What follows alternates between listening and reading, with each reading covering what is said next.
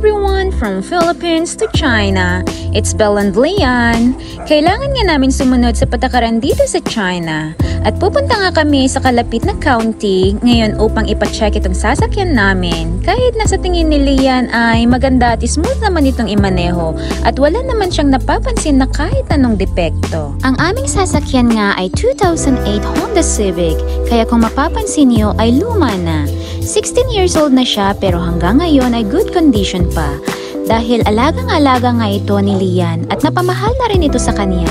Ang sabi nga niya na habang okay pa ay hindi niya ito papalitan. Mahigit 5 buwan nga namin itong hindi nasakyan dahil hindi namin ito dinala sa South kung saan kami nagtratrabaho dahil sobrang layo nga ito at maliban pa dyan ay may fee ang mga parking doon. Policy nga ng China na kapag ang sasakyan mo ay 6 and above years old ay you are obliged na ipacheck ito once a year.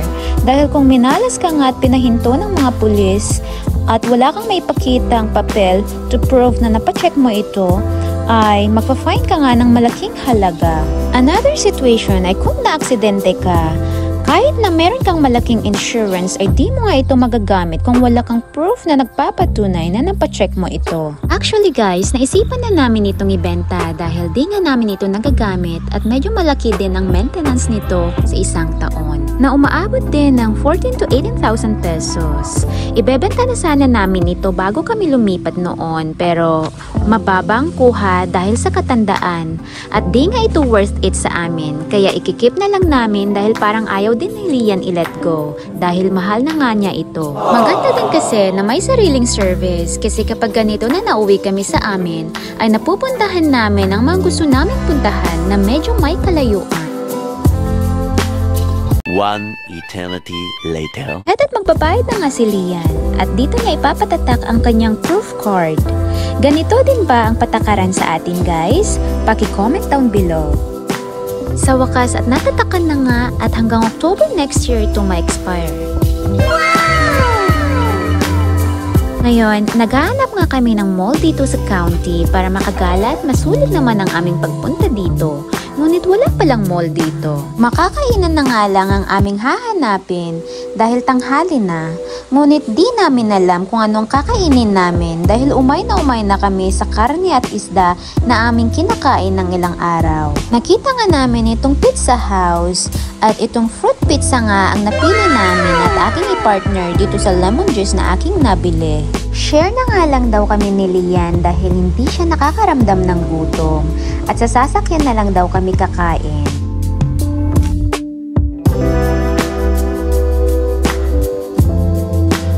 Mauna nga daw siyang kumain kasi magdadrive siya.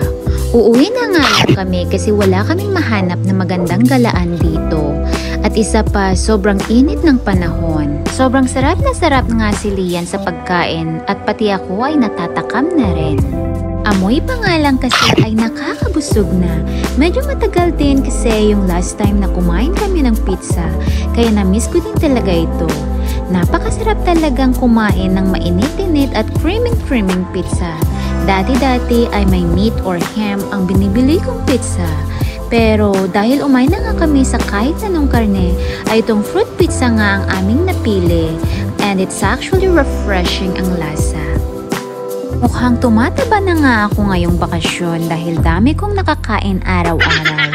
Hindi rin kasi ako hinahayaan nila mama at auntie na lutuan ng kung ano-ano. Di balit sa pasukan ay balik routine na naman ako sa pagtuturo, kaya mabilis ko lang itong lusawin. Ito lang guys, thank you so much for watching. Bye-bye!